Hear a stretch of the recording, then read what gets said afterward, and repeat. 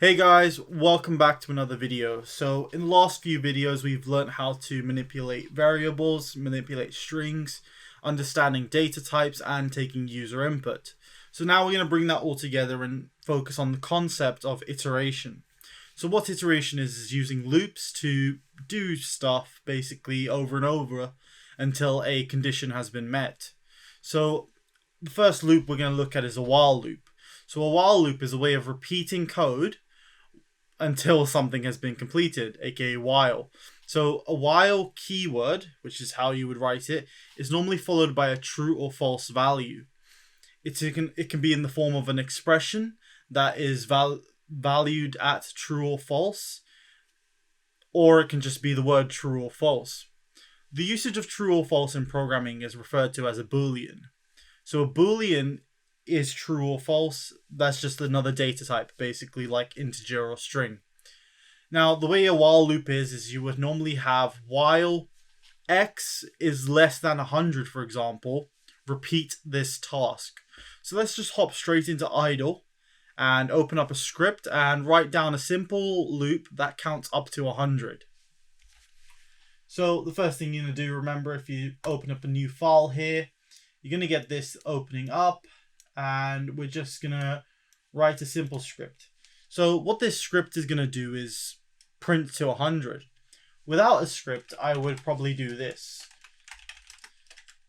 And keep going all the way till we get to 100, right? But this is going to take some time. I'm going to have to sit here and write 100 lines of code, iterating through each number.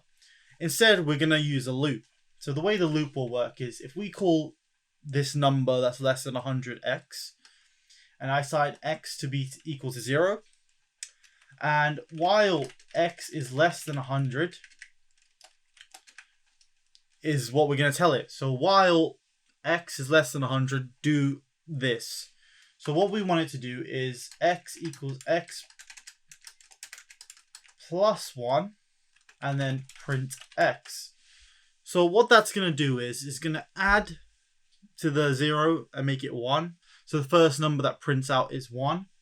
And then the second number is going to be 2, 3, all the way up until 100. Now, why are we indenting here?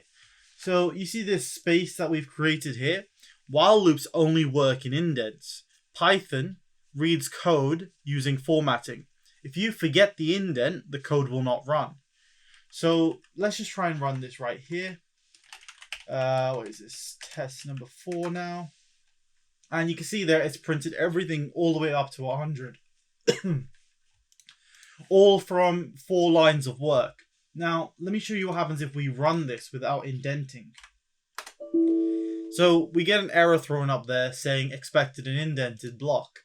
Now, that's because Python knows after a while loop there should be an indent, which in this case is not.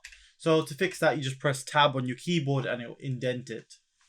Now, this code segment is a lot more efficient and works faster than writing 100 lines line by line. And you can see where the Boolean is. X is less than 100 is the Boolean expression. So this while loop will only execute if this code is true. So the basic format, just for future reference, I'll write out is you have a while loop, you put an expression here, and it expects a statement and a statement here.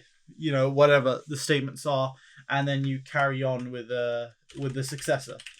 So that's the basic format a while loop should be taking. In Python, we have some operators that you can use to compare Booleans. So you can have the equals to, less than or equal to, less than, greater than or equal to, greater than or not equal to. I know that's a lot of things, but I'll display them all on the screen here. And you can obviously Google Boolean operators to find more. So the next thing we're going to be covering in this video is for loops. So what a for loop is another way of creating a loop in Python. The for loop will go over some elements in a list of finite values until it has reached the end, at which case it will break. So a for loop must always follow this structure. For an element in list, and then statement. So unlike the while loop, this requires two things in it. We're going to have a element in a list that it will iterate through. So a list can be filled with something such as range. So what range is saying is between these numbers, do access this variable, or this will tell the program to continue from this number all the way to the end. So let me just show you that because it's a bit confusing otherwise. So for x, so this first element that it asks for is what we're basically using. For x in the numbers, say 1, 2, and 3. So what it's going to do here is print 1 to 3.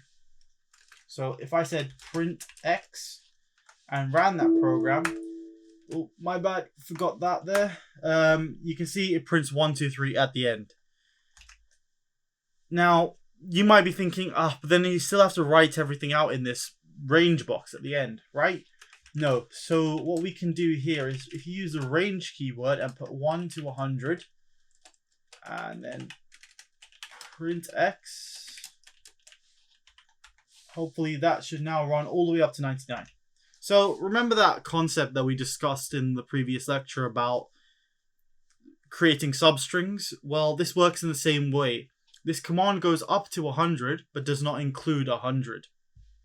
So to include 100, you would obviously have to go to 101. That's all it is really for for loops and while loops. This is the basic structure, and this is how you would use them. So that's the end of this video, unfortunately. I hope you guys have enjoyed this quick recap over how to do for and while loops, or if this is your first time, how to actually use for and while loops. They're a very powerful tool that's used in everyday programming, and it can make your program a lot more efficient. So if there's any questions or anything, just leave them in the comments below. And if there's anything else you really want to help with, reach out to me. I'm more than happy to help. Or if you need, some people reach out to me for CV advice, etc., etc. Anything you need, I'm more than happy to try and help. So I hope you guys have enjoyed the video. I hope you guys have a great time coding. I'll see you guys next time.